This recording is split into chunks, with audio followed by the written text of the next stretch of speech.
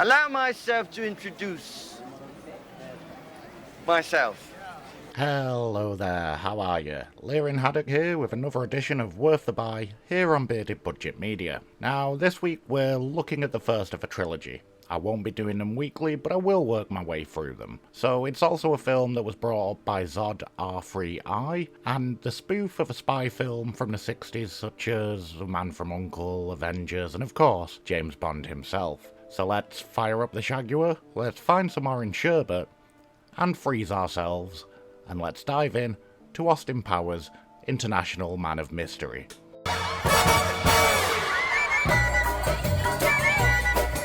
Austin Powers' International Man of Mystery follows the titular Austin Powers, a 1960s suave James Bondian secret agent, having to be frozen in case of the return of his nemesis, Dr. Evil. 30 years later, it happens. Dr. Evil is back, and the best way to fight him is to unfreeze Austin to bring him to justice again. What follows is a James Bond-style film, with the added greatness of a fish out of water in Austin being out of his time. You've got an evil villain, aiming to hold the world hostage, henchmen, ladies, except with a lot more humour. Please like, comment, share and subscribe, it really means a lot to me and really helps out the channel. Austin Powers' casting is an interesting one, as it mixes well-known faces with some quite new to the scene. I mean, the DVD menu even has an extra cameo menu on it. But I digress. First up, we have the double whammy. We have Austin Danger Powers himself, a weird mix of James Bond, the Beatles and hippies, the best secret agent Britain has, and to be honest, the only one we need. Do you like to wash up first? You know, top and tails, hose bath.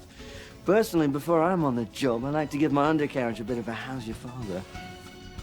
His arch nemesis, less horrible than Bricktop, but still pretty horrible, we have Dr. Evil. Dr. Evil! I didn't spend 6 years in evil medical school to be called Mr. Thank You Very Much.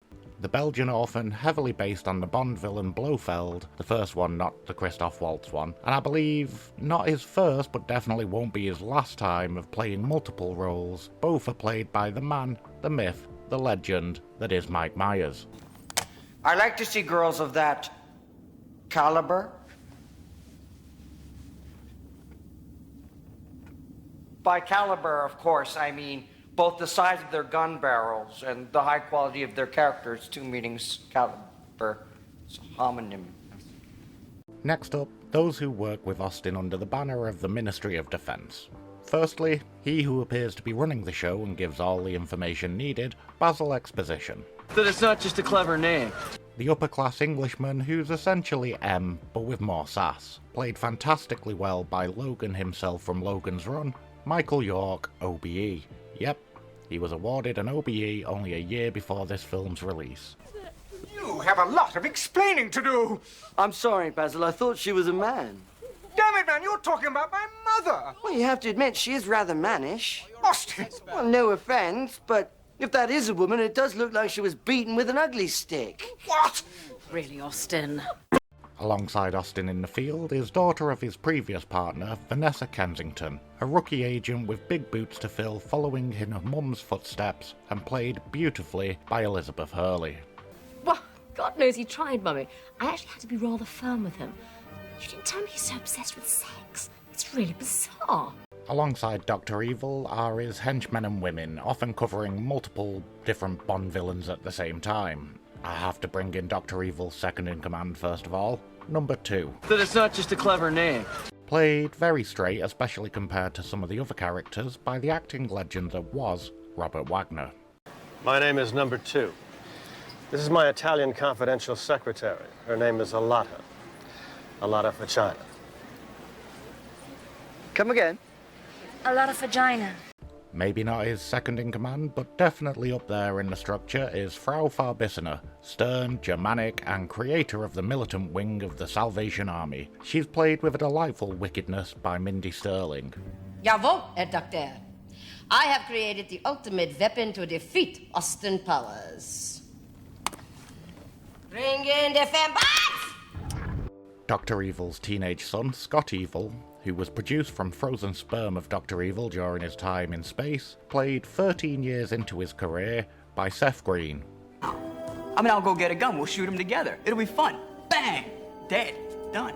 One more peep out of you, and you are grounded, mister, and I am not joking. All right, let's begin. In his first movie role, while still on SNL, we have Will Ferrell in a role that he likely probably wouldn't take on, or possibly wouldn't even be created. He plays assassin Mustafa, with an incredibly high pain tolerance.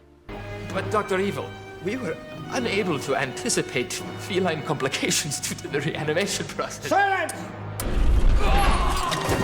I'm gonna bunch these next few together, as we do have a mixture of great cameos and potentially some early roles for a bunch of people, so let's go. One a lot remember is the musical legend and cameo by Las Vegas loved Burt Bacharach.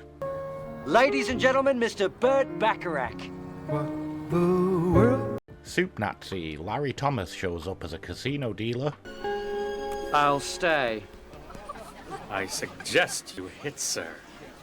The beautiful, the funny, and uncredited script doctor on so many films, Carrie Fisher shows up as a psychiatrist leading the group session. Scott, who's gonna take over the world when I die? Listen to the words he used. Who's going to take over the world when I die? And heartthrobs of the 80s and 90s, both Christian Slater and Rob Lowe, also make appearances. I brought you your orange sherbet. Thank you. Musically, it's exactly what's needed. The soundtrack is great, composed by George S. Clinton, with that very 60s and sort of early Bond film vibe. On top, of course, are some choice songs from the 60s and the 90s, and also included is Mike Myers' very own 60s-based band, Ming T, that pop up throughout the film as an editing tool cutting between scenes, but also a fun performance of BBC over the credits. International Man of Mystery and its subsequent films had an incredible impact on the culture of the time, and it's lingered. Yeah Baby, and other Austin Powers impressions, and Dress Up hit the roof, and it's still going strong. I mean, it's a costume you'll see at Halloween or 60s themed events, even now. Mike Myers, like with Wayne's World 1 and 2, struck gold with Austin Powers. It's interesting to think that there's more gags to be had with the premise of Bond and spy films, but he managed another 2 films in less than 6 years from this. If you are a Bond film fanatic, you'll likely find many extra little nuggets that fly over the more casual viewers of the franchise. I mean, it's pretty obvious for a lot. Dr. Evil looks like a recurring Bond villain, a lot of vagina, clearly a play on Pussy Galore, Random Task and Odd Job, but there's a lot more there if you look. This is a film that I've used multiple times in reference to censorship changing over time, mainly due to the fact that the trilogy of films were released in such a relatively short period of time. This film was classified as a 15 on release in 1997 by the British Board of Film Classification, the BBFC for short, yet only 2 years later, Austin Powers, The Spy Who Shagged Me, was released with a 12 certificate. So the film that is ruder, cruder, innuendo-ier, and has a title that to British people is The Spy Who Sexed Me, Gave Me a Good Seeing To, Rode Me, Bonked Me, you get the thing. That's tamer to the BBFC.